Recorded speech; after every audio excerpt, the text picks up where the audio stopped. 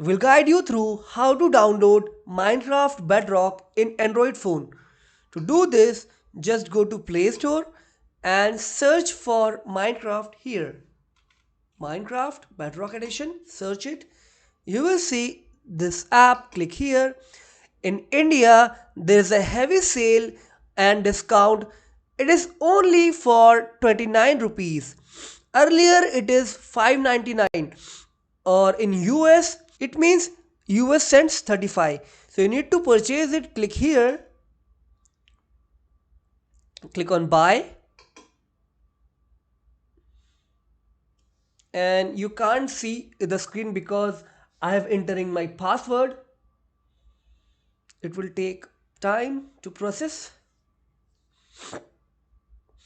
After this, just complete your transaction. I'm paying 29 rupees, which means 35 cents. The payment is successful to the Google India. Click install. Now it will install and take some time. Please wait for it. Now you can see the download is successful. Just click on play. Click allow. Click maybe later. Click get started.